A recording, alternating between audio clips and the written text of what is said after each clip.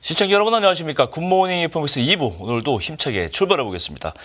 기업의 뒷이야기를 파헤치는 시간이죠. 오늘의 경제 언박싱 리더스 인덱스 대표 박주근 대표님 모셨습니다. 어서 오세요. 네, 안녕하세요.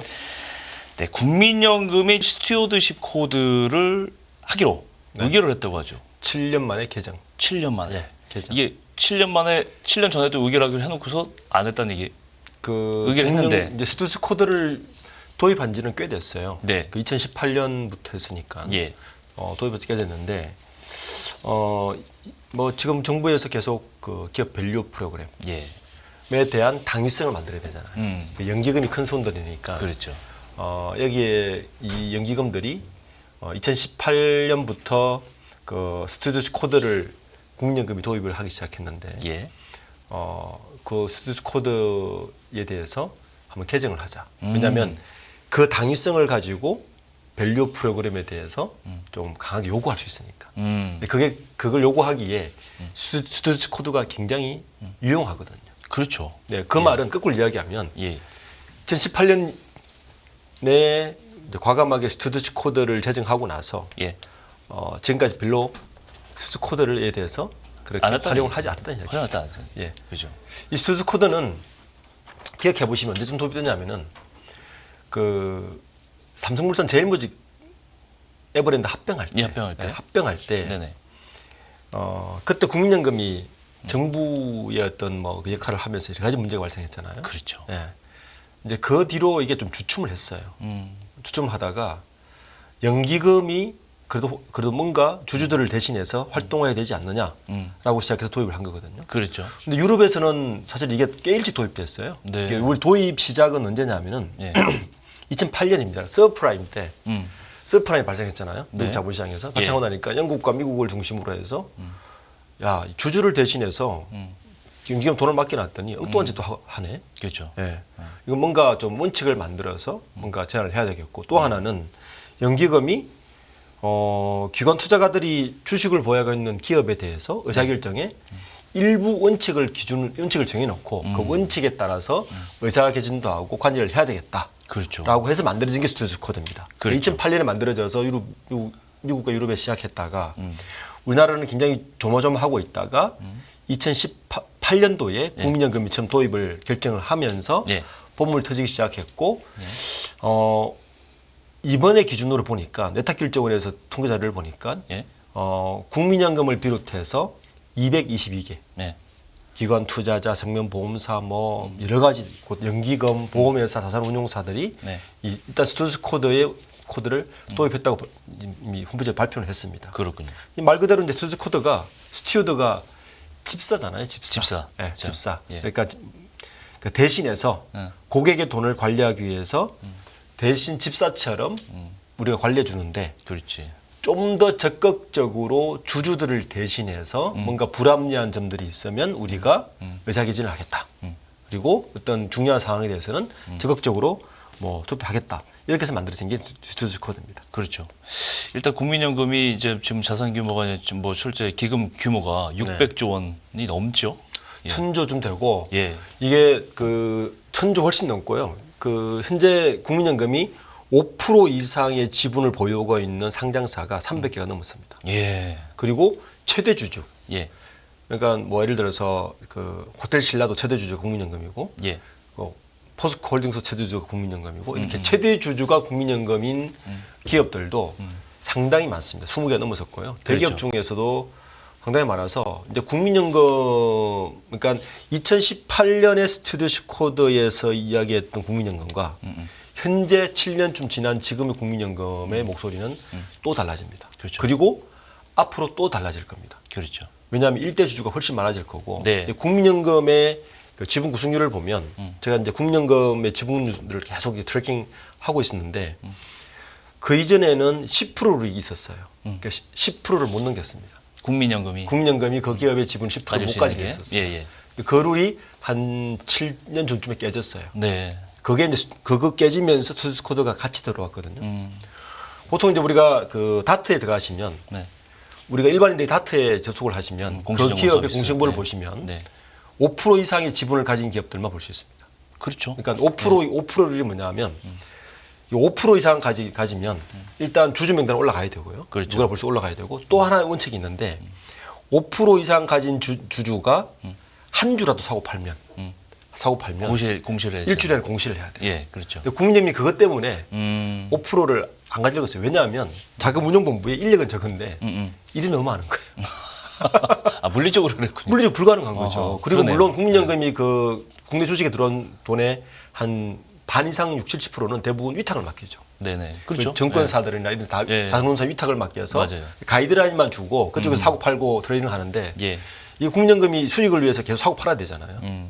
그러니까 주가 이 주식 변동을 스스로 구제할 수 없으니까 그 규정을 빼줬어요. 그렇죠. 빼주면서 그때 10%를 같이 무너뜨려줬습니다. 아하.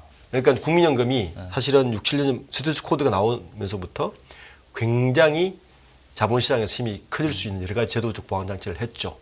거기에다가 이번에 그 기재부하고 금융위에서 또 한 번 풀어준 게 뭐냐면 스튜디오 코드 원칙 세 번째 중장기 투자를 위해서는 좀 더 과감하게 의사결정을 할 수 있다라고 한 번 더 이제 고삐를 풀어준 거예요, 사실은. 그러니까 지난주 14일 날 요게 이제 공시를 했는데 자본시장에서 어떻게 보면 네. 연기금이 한 번 더 이 중요한 의사결정에 참여할 수 있는. 파워를 가질 수 있는 그렇죠. 그런 계기를 정부에서 이번에 만들어준 겁니다. 그러니까 사실은 중요한 계기가 된 거예요. 그렇죠. 됐다고 봐요. 예. 그러면 지금도 이제 국민연금이 이제 들어갈 때 일반 투자자냐, 우리 경영 참여자라고 신고를 해야 되는데 경영 참여자라고 신고를 하지 않더라도 주주총회에서 좀 더 막강한 소리들을 낼 수 있는 기반을 마련해줬다. 그렇죠. 정책적으로. 예. 네, 그런 의미가 사실 있습니다. 지난주에. 사실 이제 국민연금의 주인은 이제 국민이잖아요. 국민의 네. 연금을 가지고 이제 운용을 하는 건데 그러다 보니까 기업의 가치를 높이는 작업에 국민들이 참여하는 셈이 되고 이거는 이제 스튜어드십 코드 이제 집사가 역할을 대신해 주는 네. 거잖아요. 이제 기업 밸류업 작업을 정부가 이제 가이드하게 추진하고 있는데 그럼 이제 국민연금이 더 적극적으로 해서 이게 이제 밸류업을 주도하고 감시자 역할을 잘해낼 수 있을까? 뭐 이런 의문이 들잖아요. 그렇죠. 제가 지난주에도 말씀드렸지만 이제 전체적인 분위기가 이 스튜디오 코드가 7년을 우리가 보면 예. 두 가지 이제 자본시장의 변화가 있었죠. 예. 첫 번째는 아까 말씀드린 대로 국민연금 자체의 제도적인 자유도가 높아졌어요. 예. 5% 룰도 깨지고 10% 룰도 깨지고 예. 공시도 좀 자유롭게 해주고 이러면서 엄청 그리고 그와 함께 아까 600조에서 1000조로 늘어난 거예요. 네. 그러면서 국내 주식시장에 들어간 돈도 그만큼 더 늘어난 거죠. 네. 그래서 힘이 더 세진 거고 예. 플러스 그전에는 국민연금 혼자 떠들면 생뚱맞고 정권이 바뀔 때마다 야 정권의 하수인이냐 너희들이 뭔데 그런 의심도 많이 했죠. 의심 많이 했죠. 그러니까 할 때마다 그런 의심을 정권이 바뀔 때마다 이런 있었는데 이거는 그런데 국민연금이 그런 얘기를 하기 전에 이 국민연금보다 훨씬 더 강한 놈들이 나타났어요. 행동주의 펀드. 그렇죠. 맞아요. 더 적극적이에요. 더 적극적이죠. 네. 네. 그리고 거기에다가 플러스해서 고도 7년 동안 상황이 바뀐 게 가장 중요한 바뀐 게 개인 투자자가 400만, 600만에서 1,400만이 되어버렸어요. 그 에타길전에 보니까 1,450만 명이더라고요. 그 투자자가. 그리고 한 사람이 가진 주식이 평균 5.9 종목 투자자가. 그러니까 이렇다 그러니까 적극적인 개인 투자자와 행동주의 펀드가 국민연금 앞에서 스튜디오 코드를 다 해주고 사실 있는 거예요. 그렇죠. 그렇죠. 자기들이 하지 않아도 예, 예. 할 소리 다 해주고 국민연금은 뒤에서 점점 빼고 있다가 그냥 그 중요한 의사결정에 자기들 결정만 하면 되는 그런 상황이라서 어떻게 보면 스튜디오 코드가 7년 됐지만 이번에 개정하지 않더라도 분위기는 국민연금이 스튜디오 코드를 향하기에는 훨씬 좋은 더 환경이 조성되었다. 네. 예. 그런데 이제 그래서 이제 우리가 원래 와치하고 있었던 거죠. 이런 환경인데도 국민연금이 제 목소리를 내지 않으면 이건 뭔가 이상한 거 아니야? 그렇죠. 이렇게 된 겁니다. 맞습니다. 지금 분위기가 주총 분위기가 그래요. 그렇죠. 네. 그러다 보니까 이제 기업 밸류업 작업이 이제 순조로 이 각지 맞물려 있는 거잖아요. 네, 그렇죠. 그러면 이제 국민연금이 이제 뭐 적극적으로 나서서 이제 의사결정에 많이 참여를 하고 그 동안에 진짜 팔짱 끼고 가만히 있었던 건데. 그렇죠. 하고. 근데 국민연금이 행동주의 펀드하고 결을 같이 해야 되는 상황인데 네. 이게 반대하는 사례도 있고 물론 뭐 같이 결을 같이 하는 사례도 있었지만 예. 반대하는 사례도 있어요. 그러면 국민연금이 아직도 좀 중립성에서 자유롭지 못한 거 아닌가? 그러니까 이게 아이러니인 거예요. 네. 그러니까 스투스 코드 개정을 지난 14일 날 발표를 했거든요. 예, 그리고 주주총회가 15일 뭐 이렇게 있었어요. 그렇죠. 근데 우리 강화하겠다. 네. 기업 밸류업을 위해서 우리는 굉장히 노력을 하겠고 하고 발표한 게 14일이었는데 네. 그 다음 날 삼성물산 주주총회가 있었단 말이에요. 네. 지난주 말씀드렸지만 행동주의 펀드가 밸류업을 위해서 굉장히 제안을 했어요. 물론 좀 과도한 면도 있었습니다. 네. 뭐 예를 들어서 자기 주식 자사주 5천 원 더 취득해라. 배당 5천 원 더 해라. 이 밸류업이잖아요. 그렇죠. 그 자사주 소각하고 그렇죠. 국민연금은 반대야. 우리는 이게 아이러니인 거예요. 이게 이런 엇박자가 지금 나고 있는 건데 이건 네네. 또 하나의 사례가 또 있습니다. 네네. 포스코홀딩스 이제 지난 3월 15일 날 여러 가지 국민연금이 그 수주 코드 그러니까 이 주주 제한에 대해서 결정하는 그 회의가 있는데 네. 국민연금의 지금 집에 그 조직 구조를 보면 이사장이 있고 네. 국민연금공단 이사장이 있고 그다음에 그 자금운용본부가 운용본부죠. 있고 네. 운용본부가 있고 네. 그 밑에 이제 이 수탁 책임위원회가 있는데 예. 이 위원회에서 네. 이런 것들을 결정을 해요. 제안서가 올라오면 결정을 하는데 포스코홀딩스 얘기를 해보면 이게 좀 국민연금 엇박자인 게 김태현 국민연금 이사장은 뭐라 그랬냐면 기자들을 전화하고 인터뷰 내용들을 보면 네. 포스코홀딩스 장인하 회장 선임에 대해서 나는 그렇게 찬성하지 않는다는 그 뉘앙스의 얘기를 많이 했어요.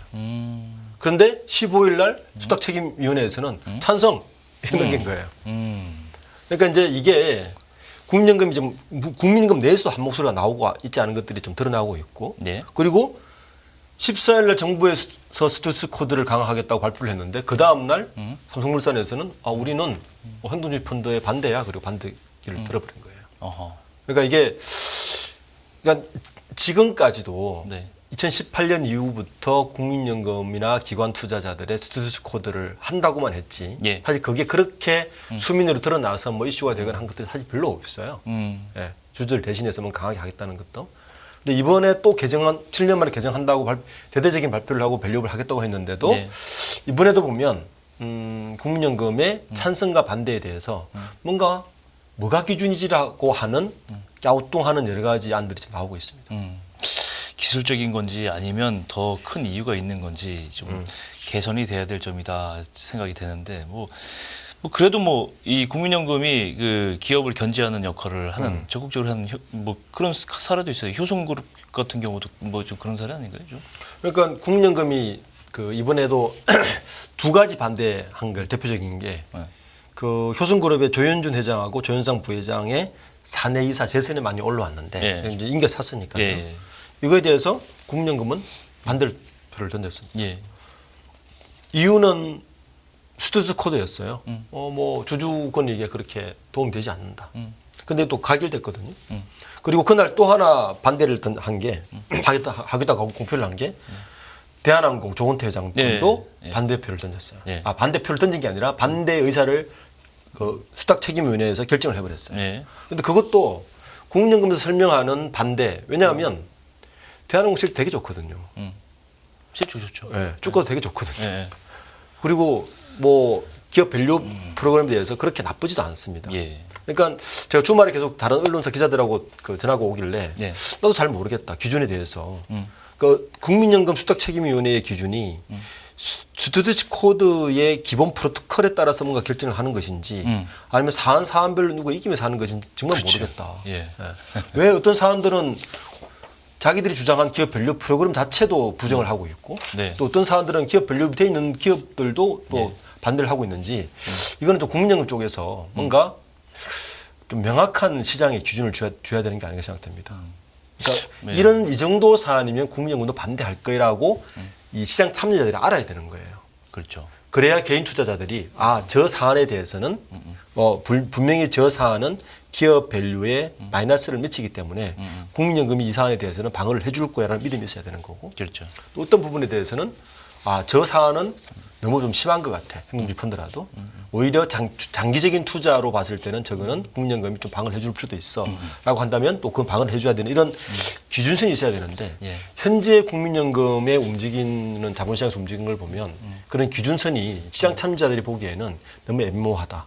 이런 게 중론인 것 같습니다. 다시 정리해보면 국민연금이 그럼 개인 투자자들을 위해서 네. 이 기업의 어떤 행동에 대한 어떤 사안들에 대해서 가이드라인을 제시하는 기준점이 좀 시금석이 좀 돼야 된다. 그렇죠. 그런 역할을 좀 해야 돼요, 그죠? 그러니까 중도적인 브레이크를 해야 돼요. 그렇죠. 예를 들어서 예.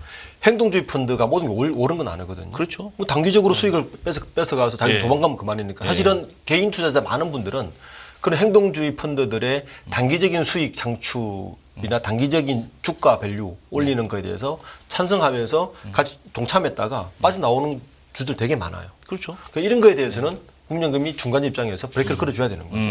또 반대로 기업이 너무 자기 그 밸류업에 관심이 없고 주주권에 관심이 없고 자기들의 어떤 이익에만 집착해서 하는 것들에 대해서도 브레이크를 걸어주는 중도적인 역할을 있어야 되는데 네. 지금 현재 국민연금을 보면 기준점을 잘 모르겠다. 그러니까 시장 참여자들에게 네. 분명한 시그널을 줘야 되는 거예요. 사실 그게 국민연금의 역할이거든요. 그렇죠. 예. 예. 왜냐하면 국민연금이 중요한 이유는 아까도 스튜스 코드를 지금 따르는 기관이 222개라 그랬잖아요. 네네.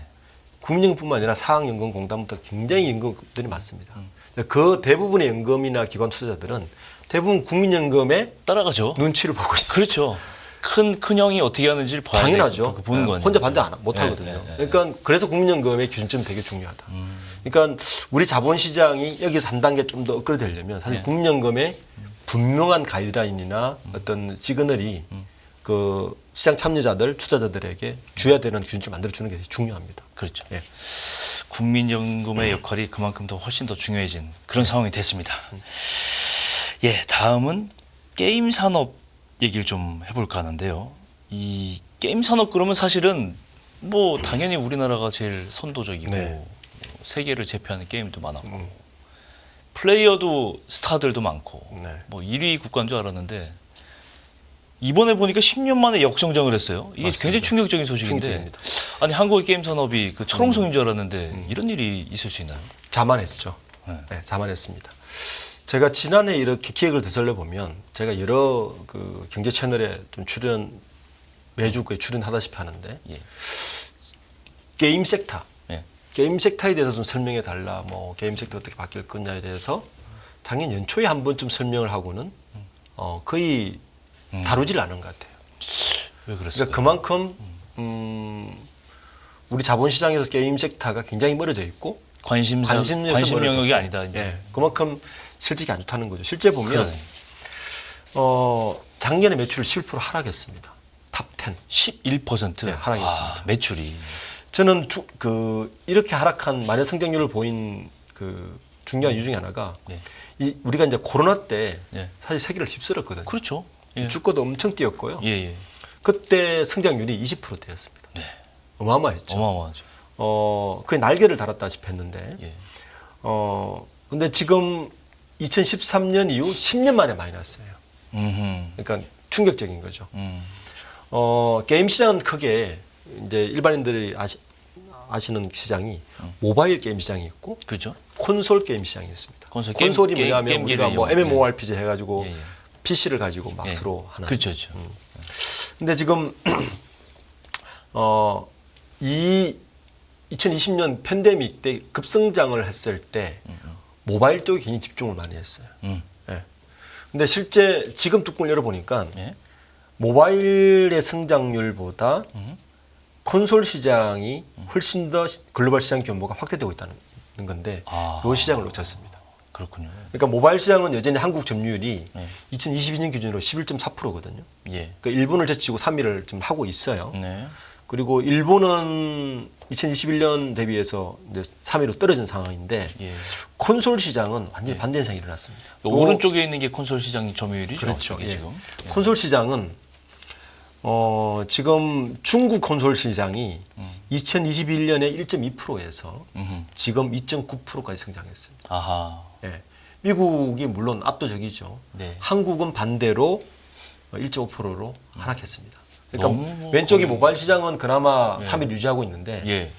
이 오히려 글로벌하게 성장하고 있는 저 콘솔 시장에서 예. 시장을 지금 실기를 한 거죠. 거의 뭐 10위권 밖에 밀려날 수도 있겠네요. 네. 저 정도면. 그렇죠. 예. 그러니까 게임 탑10 우리나라 이제 보통 3N, 2K 이렇게 부르는 게임 탑10 기회가 그렇죠, 하는데 그렇죠. 예. 뭐 넥슨, 뭐 넷마블, 그다음에 그 검토스도 있고. 금토스도 있고 그 3N, 2K라 보통 부르는데 탑10하는 기업들이 이 기간 동안에 개인 축구가 좋았고 실제 좋았잖아요. 예. 이 시간에 사실은 본업에 집중하기보다도 다른 사업에 관심이 많았습니다. 즉 기억해 보면 블록체인, 그다음에 NFT, 물론 게임과 연관이 있습니다. 네. 그리고 뭐 컨텐츠 시장까지 이렇게 넘보면서 게임 외에 다른 그 번 돈을 가지고 투자를 했는데 그 투자가 다 성공을 거두지 못한. 그러니까 본업인 콘솔 시장까지 놓치고 이런 상황이 된 게 진짜 게임 시장이라서 이 게임 시장에서의 지금 이 슬럼프를 벗어나는 게는 꽤 시간이 걸려 보입니다. 저게 콘솔 시장을 하루아침 따라잡기 어렵거든요. 그렇죠. 예. 왜냐하면 저것도 플랫폼 시장이라서 네네. 콘솔 시장을 한번 빠져나와 버리면 다시 진입해서 시장을 높이기가 굉장히 그렇죠. 어렵습니다. 예. 그래서 지금 우리나라 게임 뭐 K 컨텐츠는 이렇게 성장하는데 오히려 게임이 성장하지 못하는 건 좀 아이러니한 노력하고 있는 것 같습니다. 그러네요. 좀 안타까운데 네. 책임 누가 져야 될 거 아니에요. 네. 지금 제일 먼저 책임을 물으려면 이제 인사, 그렇습니다. 대표 예. 교체 예. 뭐 이런 게 따라야 될 텐데 실제로 많이 좀 일어나고 있죠? 탑10 10곳 중에 6곳이 60%가 다 수장을 교체했습니다. 아, 예. 뭐 당연한 결과고요. 근데 이 수장을 교체한 기업들의 수장의 면면들을 보면 네. 이 기업이 어디로 갈지를 좀 눈에 조금 전략을 볼 수 있습니다. 우선 그 보시면 넥슨 코리아 이정은 대표는 네. 넥슨에서 유명한 핵심 코어 멤버죠. 네. 일본 넥슨으로 갔고 대표로 갔고요. 예. 그리고 작년 11월 달에 김정욱, 강대현 공동대표로 앉았습니다. NC소프트는 김택진 뭐 오너가 있는데 예. 박병무 공동대표를 앉혔습니다. 새로 들어왔고요. 예. 넷마블은 권영식을 그대로 두고 네. 그다음에 도규혁을 빼고 김병규를 앉혔습니다. 아, 크래프톤은 계속 연임을 하고 있고요. 카카오 게임도 이번에 한상으로 바뀌었습니다. 오. 한상 대표로 바뀌었고요. 컴투스도 남재관 대표로 바뀌었습니다. 예. 그리고 뭐 데브시스터즈도 조기련 대표로 바꾸고요. 예. 위메이드는 오너의 복귀입니다. 박관호. 그러네요. 네, 오늘 예. 복귀했습니다. 예. 게임사 이렇게 인사를 바꾸는데 그 회사별로 이런 수장을 안 치게 되는 특이점이 좀 있다면 뭐 각각의 사례별로 좀 설명을 해줄 수 있어요? 그렇죠. 일단 넥슨 코리아를 보면 이 강대현, 김정욱 투톱 체제는 투톱 체제를 바꿨는데 예. 전혀 다른 길을 걸은 분이에요. 그러니까 강대현 대표는 이분은 일이 좀 특이하죠. 81년생인데 전국고 나와서 고려대에서 중퇴를 합니다. 예. 이과에서 중퇴를 하고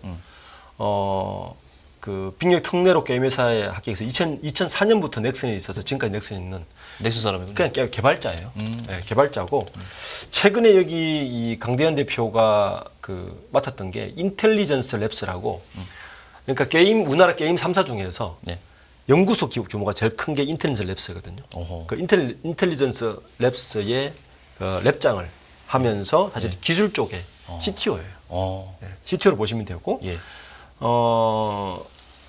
이제 블록체인을 요즘은 이 강대현 대표의 주관 인사는 블록체인인 것 같아요. 여기에다가 메이플 스토리 유니버스를 합쳐가지고 블록체인과 가상세계의 진화 같은 거를 이제 마음대로 만드는 아마 넥슨이 새 버전은 아마 강대현 대표 손에 나올 것 같고 이분을 여기 앉혔다는 얘기는 그게 어느 정도 그림이 그려졌다라고 이제 볼 수 있는 거예요. 그러네요.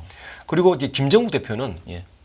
중앙일보 출신입니다. 네. 언론사 출신이고 2013년 넥슨 합류했는데 그 당시 돌아가신 김정주 회장 창업자하고 그 재단을 만듭니다. 그러니까 재단 이사장이에요. 지금도 재단 이사를 맡고 있고 네. 주로 이제 대외 업무 그다음에 기업 문화 운영 쪽이고. 재단 운영 쪽이라서 요거는 이제 그 돌아가신 부인하고 어떤 뭐 코디네이터를 해서 뭔가 그 대외적인 활동을 맡고 실제 개발은 강대현 대표가 맡는 요 체제로 가는 것 같습니다. 그렇군요. 그리고 그 이제 넷마블 NC소프트 컴투스 대표도 좀 눈에 띄는데요. 네. 우선 NC소프트. 예. NC소프트가 보면 그 지금 회장인 김택진의 대학 선배가 왔습니다. 예. 방병무 이 N소프트 현재 대표 진 대표는 80년대 초에 학교를 다니면 유명 이분 이름을 꽤 들어본 일 있을 거예요. 81년도에 서울대 국대 아마 한국고사 전체 수석, 서울대 수석, 수석 졸업, 83년도에 사법고시 수석 입학 뭐 이런 일을 가지고 있어요. 그런데 이분 특이하게 사법연수를 졸업하고 검찰로 안 가고 바로 김현장에 조인합니다. 그러니까 그 당시 80년 후반의 김현장은 그냥 일반 장 변호사였죠. 김현장이 성장했던 중요한 계기는 97년 IMF입니다. 그렇죠. 네. 인수합병. 외환은행 인수합병으로 인수했는데 이분이 그 이력을 가지고 M&A 인수합병의 전문가가 됩니다. 그렇군요. 네. 그 시장에서 굉장히 큰 이력을 쌓고 그리고 2000년 이후에도 이 뉴브리지 캐피탈 한국 대표를 맡고 하나텔레콤 대표, 지금 현재 VIG 파트너스 대표인데 김택진 대표가 이분을 조인했다는 것은 앞으로 넥슨이 인수합병 쪽으로 뭔가 여러 가지 그림을 그리고 있지 않느라고 읽을 수 있는 인사입니다. 예. 그리고 넷마블의 김병규 대표 왔는데 이분도 서울법대 출신입니다. 예. 그리고 제일 첫 직장이 삼성물산 법무팀이었어요. 그리고 2015년도에 넷마블에 왔는데 재밌게도 2015년도에 와서 넷마블의 법무정책 총괄을 맡다가 2022년도에 이 자비스 앰빌리언즈라고 이게 어디냐면은 3.3이라고 곡세를 보였어요. 어떤 개인 사업자들의 세금을 계산해서 그 어플 있는 거 3.3. 맞습니다. 그거요. 거기 회사가 자비스 앰빌리언즈예요. 그렇군요. 그 3.3의 창업자가 원래 뭘 했냐면은 우리가 리멤버 아시죠? 리멤버죠. 리멤버를 창업했다. 인맥 관리. 그걸 창업해서 네이버에 계약을 하고 그 창업자가 다시 이 자비스 앰빌리언즈라고 3.3을 창업했는데 거기에 조인합니다. 조인해서 거기 CRO를 맡고 있다가 오래 못 있어요. 6개월 정도 있다가 2022년도에 다시 넷마블로 들어옵니다. 그 들어오고 지금 2년 만에 바로 공동대표를 맡아요. 그러니까 법무팀장이 맡았던 이야기는 넷마블의 뭔가 경영을 뭔가 새롭게 해서 뭐 진취적으로 뭐 투자를 하고 하는 게 아니라 내부 관리를 하겠다는 의미. 지금 법무 쪽의 전문가분들이 지금 계속 나오고 있잖아요. 그렇죠. 그게 의미가 있을 것 같아요. 있죠. 그러니까 앞에 그 강대현 대표, 개발자나 이런 분들이 CEO를 새로 바꾼다는 이야기는 공격적으로 뭔가 투자하고 진출을 하겠다는 의미인 거고. 그런 거고요. 그리고 법무 쪽이나 이런 아까 투자는 뭐 M&A인데 이분은 완전 법무 쪽이잖아요. 이런 분들이 온다는 거는 뭔가 내부 관리나 뭔가 문제를 해결하겠다고 인사를 하는 걸로 읽히는 부분이죠. 그렇군요. 그럼 마지막으로 이 남재관 컴투스 대표도 이 이분도 이걸 보면 컴투스가 그렇게 좋지는 않구나라고 읽을 수 있는 대목이에요. 왜냐하면 원래 카카오 계셨던 분이에요. 맞습니다. 이분 2003년부터 73년생이신데 2023, 2014년까지 다움에 있었어요. 다움에서 한 12년 정도 있었다가 뭐 다움 카카오가 합병되면서 카카오 장에 왔겠죠. 2021년부터 카카오 부사장을 맡다가 그리고 2022년부터 23년까지 카카오 벤처에서 CFO를 맡았어요. 원래 CFO입니다. 그러니까 재무통이에요. 재무통을 맡고 있다가 작년 7월 달에 컴투스로 왔는데 온 지 6개월 만에 대표를 맡았습니다. 그러니까 굉장히 이례적이죠. 보통 CFO들은 한 기업에 가면 거기서 굉장히 오랫동안 잔뼈가 굵었고 다 익혀야 대표이사로 가죠. 살림 사는 분들이니까. 그렇죠. 그런데 온 지 6개월밖에 안 된 분이 대표가 됐다는 이야기입니다. 이례적이네요. 이거는 컴투스가 내부적으로 CFO 쪽이나 이쪽 재무 쪽에 뭔가 문제가 있거나 아니면 뭔가 이슈가 있었기 때문에 이분들이 스카우트 해온 것이고 스카우트 해온 지 6개월 만에 대표 인사를 앉혔다는 것도 굉장히 이례적입니다. 반대로 그 말은 컴투스가 그렇게 사정이 썩 녹록치는 않다라고 읽혀지는 대목입니다. 그러니까 게임사들도 보면 10개 사 중 6개 사가 다 바뀌었지만 면면들을 보면 저기는 어떻게 가고 있구나. 그리고 여기는 왜 법무팀장이 왔지? 여기는 왜 CFO가 갑자기 바뀌어서 CFO 6개월 만에 대표됐지라고 읽어내시면 이제 앞으로 이제 게임사가 이제 슬럼프가 끝날 때쯤 다 뜰 거 아닙니까? 이거 어디부터 좀 뭐 투자를 하거나 어디부터 좀 봐야 될지를 좀 약간 간접적으로 알 수 있는 정보를 얻을 수 있을 겁니다. 혹시 게임 산업들의 이 돌파구가 필요한 상황인데 이분들이 돌파구를 마련한다면 어떤 돌파구들이 좀 가장 먼저 선행돼야 될까 이런 좀 현재 그 이번에 인사들을 보면 네. 주총에서 올라온 인사들을 보면 돌파구 마련으로 보이는 기업들은 별로 없습니다. 일단 뒷정리하고 그렇죠. 일단 내부 정리입니다. 이 인사는 네. 우리가 뭔가 주주들에게 새로운 돌파구에서 성장 동력을 만들어서 뭔가 뭐 높이겠다는 것보다는 이런 내부 수습하고 내부 정리를 먼저 하겠다는 인사밖에 읽히지 않기 때문에 이분들이 어느 정도 내부 수습이 끝나고 나서 새로운 돌파구가 뭔지에 대한 윤곽이 나타나지 않을까라고 지금 보이고 있습니다. 게임 업계에 대해서 쓴소리하는 전문가분들 중에 굉장히 좀 그 저돌적으로 말씀하신 분 중에 돈 너무 많이 벌었다 이런 분들 그렇게 말씀하신 분 말씀 들은 적이 있어요. 그리고 게임 업계가 그 일반 산업 쪽보다 인맥이나 그 인사 구성이 굉장히 폭이 좁아요. 이렇게 보시면 인력풀이 한정이 있죠. 인재풀 한정이 있어서 그분들이 이렇게 한정입니다. 아. 이런 곳에서는 혁신이라 굉장히 어렵죠. 초기 혁신은 발생할 수 있지만 그렇지. 그 다음에 점프업하고 또 가려면 사실은 이런 이 정도의 그 다양성이 없는 조직 구성은 그런 조직이 좀 필요한 그 시점이 우리나라 게임 산업이 아닌가 합니다. 그러니까 돈을 많이 번 거죠. 그러니까요. 많이 벌어서 굉장히 자만해져 있는 거죠. 자만해지는 거죠. 네. 네, 그런 비판을 많이 하더라고요. 이제 10년 만에 꺾였으니까 내부의 어떤 진통들이 지금 예상되고 있습니다. 그렇군요. 다시 한번 한국의 K 게임 산업 다시 한번 부활을 좀 기대해 보겠습니다. 예, 오늘 말씀 고맙습니다. 네, 감사합니다. 예, 박주근 대표님과 오늘 함께 얘기 들어봤습니다. 네, 깊이가 다른 경제 뉴스 이남스 경제TV 경제 언박싱 오늘 여기서 마무리하겠습니다. 저는 내일 다시 오겠습니다. 고맙습니다.